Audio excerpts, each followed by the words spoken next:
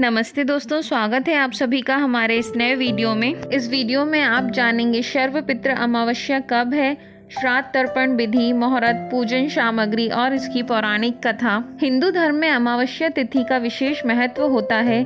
शास्त्रों में अमावस्या तिथि पितरों का तर्पण करने का खास दिन होता है। पितृपक्ष के दौरान अश्विन माह की अमावस्या तिथि को महालया अमावस्या, सर्वपितृ अमावस्या और विसर्जनीय अमावस्या के नाम से भी जाना जाता है। यह पितृपक्ष का आखिरी दिन होता है। इस दिन पितरों को तर्पण देते हुए तरह तरह के पकवान बनाकर उन्हें तृप्त किया जाता है। परिजनों की सेवा भाव से प्रसन्न होकर पितृदेव पृथ्वी पर जीवित अपने परिजनों को आशीर्वाद देते हुए पितृलोक में प्रस्थान करते हैं। सर्वपितृ अमावस्या पर भोजन बनाकर कौवे, गाय, कुत्ते को निमित्त देकर ब्राह्मण को भोजन करवा कर तथा उन्हें दक्षिणा देकर आशीर्वाद प्राप्त किया जाता है। चलिए अब हम जानते हैं सर्वपितृ अमावस्या तिथि मुहूर्त। हिंदू पंचांग के अनुसार सर्वपितृ अमावस्या यानी श्राद्ध का अंतिम दिन इस बार 14 अक्टूबर को पड़ रहा है। अश्विन मास की कृष्ण पक्ष की अमावस्या तिथि 13 अक्टूबर की रात्रि 9:50 पर शुरू होकर 14 अक्टूबर मध्य रात्रि 11:24 पर समाप्त होगी। उदया तिथि मान्य होने के कारण 14 अक्टूबर को सर्वपितृ अमावस्या मनाई जाएगी। इस दिन श्राद्ध तर्पण के लिए 3 मुहूर्त बताए गए हैं। इस अवधि में किसी भी समय पूर्वजों के लिए पूजा, तर्पण, दान किया जा सकता है। यह 3 मुहूर्त कुतुब मुहूर्त सुबह 11:44 से दिन में 12:30 तक, रोहिणी मुहूर्त दिन में 12:30 से 1:16 तक, अपराह्न काल दिन में 1:16 से दोपहर 3:35 तक रहेगा। सर्वपितृ अमावस्या पूजन विधि। सुबह जल्दी उठकर स्नान करें। इस दिन पवित्र नदी या सरोवर में स्नान करने का बहुत अधिक महत्व होता है। आप घर में ही नहाने के पानी में गंगाजल मिलाकर भी स्नान कर सकते हैं। स्नान करने के बाद घर के मंदिर में दीप प्रज्वलित करें। सूर्य देव को अर्घ्य दें।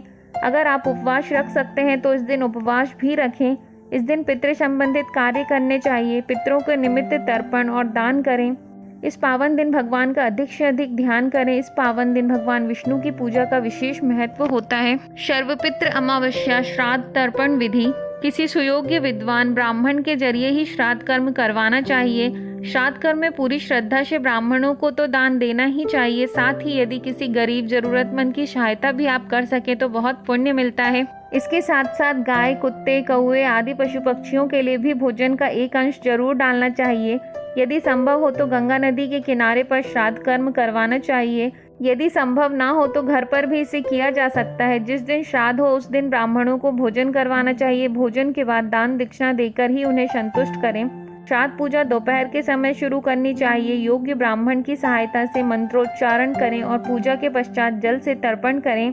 इसके बाद जो भोग लगाया जा रहा है उसमें से गाय, कुत्ते, कौवे का हिस्सा अलग कर देना चाहिए। इन्हें भोजन डालते समय अपने पितरों का स्मरण करना चाहिए। मन ही मन उन्हें श्राद्ध ग्रहण करने का निवेदन करना चाहिए। चलिए अब हम जानते हैं सर्वपितृ अमावस्या का महत्व। शास्त्रों के अनुसार अश्विन माह कृष्ण पक्ष की अमावस्या तिथि को सर्वपितृ श्राद्ध तिथि कहा जाता है। इस दिन भूले बिछड़े पितरों की आत्मा की शांति के लिए श्राद्ध किया जाता है। कहते हैं इस दिन अगर पूरे मन से विधि विधान से पितरों की आत्मा की शांति के लिए श्राद्ध किया जाए तो न केवल पितरों की आत्मा शांत होती है बल्कि उनके आशीर्वाद से घर परिवार में सुख शांति बनी रहती है। परिवार के सदस्यों की सेहत अच्छी रहती है और जीवन में चल रही परेशानियों से राहत मिलती है। धर्म ग्रंथों में सर्वपितृ अमावस्या का विशेष महत्व बताया गया है। यह तिथि सभी 12 अमावस्या तिथियों में सबसे खास होती है।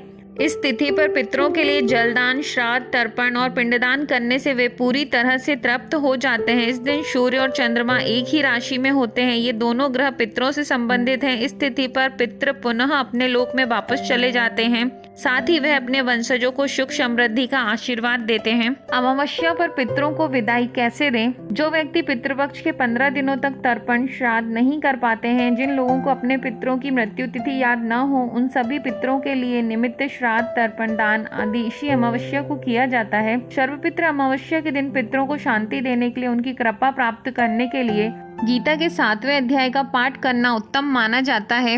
अमावस्या के श्राद्ध पर भोजन में खीर पूड़ी का होना आवश्यक है। भोजन कराने और श्राद्ध करने का समय दोपहर होना चाहिए। ब्राह्मण को भोजन कराने के पूर्व पंचवली दें और हवन करें। श्रद्धा पूर्वक ब्राह्मण को भोजन कराएं, उनका तिलक कर दक्षिणा देकर विदा करें। बाद में घर के सभी सदस्य एक साथ भोजन करें और पितरों की आत्मा की शांति के लिए प्रार्थना करें। सर्वपितृ अमावस्या के दिन पीपल की पूजा करें। शास्त्रों के अनुसार पीपल के पेड़ में सभी देवी देवता और पितरों का वास होता है। यही कारण है कि पीपल के पेड़ की पूजा का विधान होता है। सर्वपित्र अमावस्या के दिन पीपल के पेड़ की पूजा और दीपक जलाने का विशेष महत्व होता है। मान्यता है कि अमावस्या तिथि पर पीपल की पूजा करने पर पितृदेव प्रसन्न होते हैं।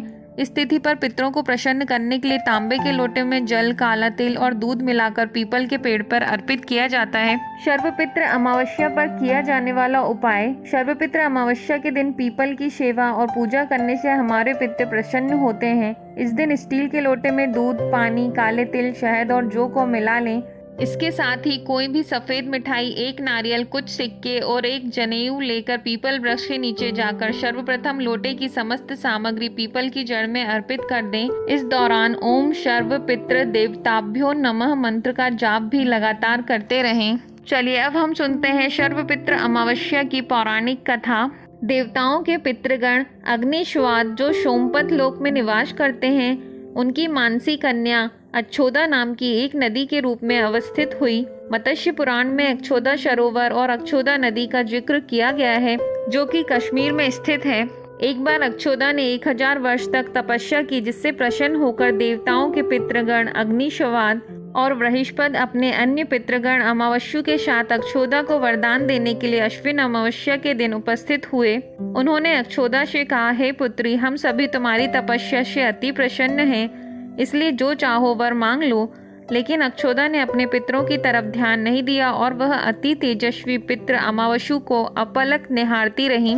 पितरों के बार बार कहने पर उसने कहा, हे भगवान, क्या आप मुझे सचमुच वरदान देना चाहते हैं? इस पर तेजस्वी पितृ अमावस्यु ने कहा, हे अक्षोदा, वरदान पर तुम्हारा अधिकार सिद्ध है, इसलिए निसंकोच कहो। अक्षोदा ने कहा, हे भगवान, यदि आप मुझे वरदान देना ही चाहते हैं तो मैं तत्क्षण आपके साथ रमण कर आनंद लेना चाहती हूँ। अक्षोदा के इस तरह कहे जाने पर सभी पितृ क्रोधित हो गए। उन्होंने अक्षोदा को श्राप दिया कि वह पितृलोक से पतित होकर पृथ्वीलोक पर जाएगी। पितरों के इस तरह श्राप दिए जाने पर अक्षोदा पितरों के पैरों में गिरकर रोने लगी। इस पर पितरों को दया आ गई और उन्होंने कहा, अक्षोदा, तुम पतित योनि में श्राप मिलने के कारण मत्स्य कन्या के रूप में जन्म लोगी। पितरों ने आगे कहा, भगवान ब्रह्मा के वंशज महर्षि पराशर तुम्हें पति के रूप में प्राप्त होंगे। तुम्हारे गर्भ से भगवान व्यास जन्म लेंगे। उसके उपरांत भी अन्य दिव्य वंशों में जन्म लेते हुए तुम श्राप मुक्त होकर पुनः पितृलोक में वापस आ जाओगी। पितरों के इस तरह कहे जाने पर अक्षोदा शांत हुई। अमावस्यु के ब्रह्मचर्य और धैर्य के सभी पितरों ने सराहना की और उन्हें वरदान दिया कि यह अमावस्या की तिथि अमावस्यु के नाम से जानी जाएगी। जो प्राणी किसी भी दिन श्राद्ध न कर पाए, वह केवल अमावस्या के दिन श्राद्ध तर्पण करके सभी बीते 14 दिनों का पुण्य प्राप्त करते हुए अपने पितरों को तृप्त कर सकते हैं। तभी से प्रत्येक माह की अमावस्या तिथि को सर्वाधिक महत्व दिया जाने लगा और यह तिथि सर्वपित्र श्राद्ध के रूप में भी मनाई जाने लगी। उसी पाप के प्रायश्चित हेतु कालांतर में यही अक्षोदा महर्षि पराशर की पत्नी और वेदव्यास की माता सत्यवती बनी थी। तत्पश्चात समुद्र के अंशभूत शांतनु की पत्नी हुई और 2 पुत्र चित्रांगत और विचित्र वीर्य को जन्म दिया था। इन्हीं के नाम से कलयुग में अष्टका श्राद्ध मनाया जाता है। यदि वीडियो में दी गई जानकारी अच्छी लगी हो तो चैनल को लाइक, शेयर और सब्सक्राइब करें। धन्यवाद।